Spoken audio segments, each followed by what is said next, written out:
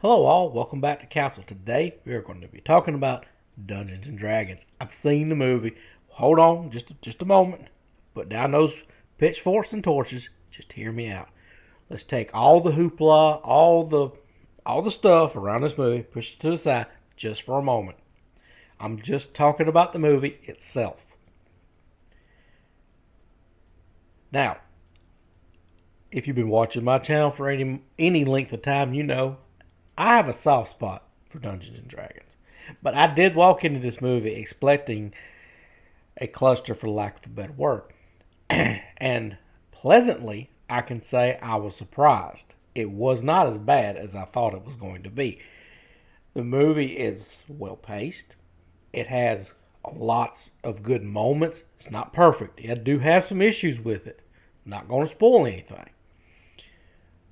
To me, in my opinion, the highlight of this movie was not only the special effects, because I don't know where these people are, but Disney needs to be hiring these people because they actually did a pretty good job. There was a few little tidbits here and there they could have tightened up a little bit.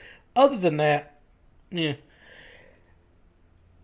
Pine and Rodriguez, which were the two lead roles, their chemistry was really good.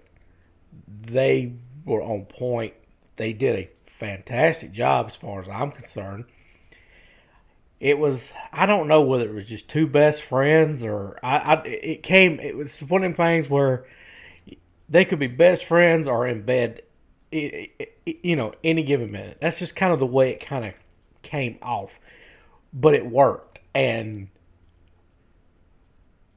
I know there's going to be a lot of criticism around this movie, as far as I can, in the woke versus non-woke. I can see both sides of it. Really, I can. But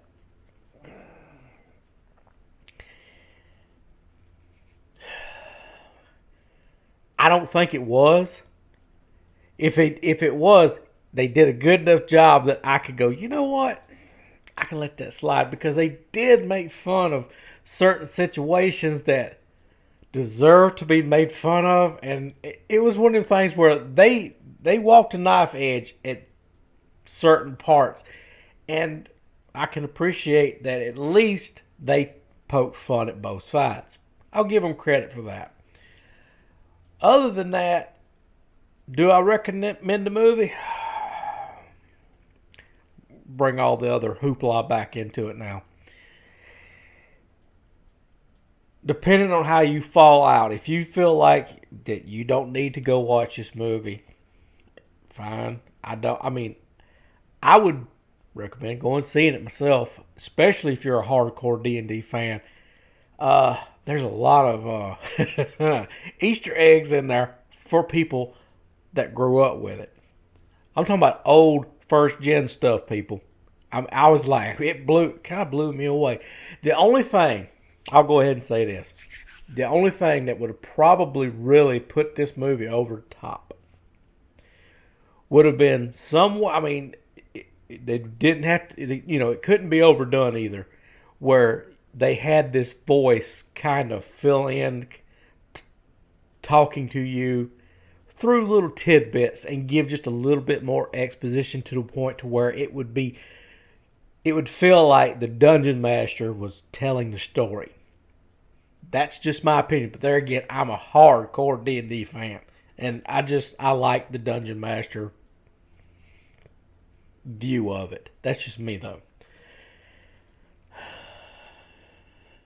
Other than that, I'm gonna read it. Let's read it. I'll go ahead and give it a 7 out of 10. I'll see it again. Definitely, probably. Will I own it? I don't know about all that. Don't know that I'll go back to the theater to see it, but I'll probably see it once it gets released again. And that's all I've got for it today.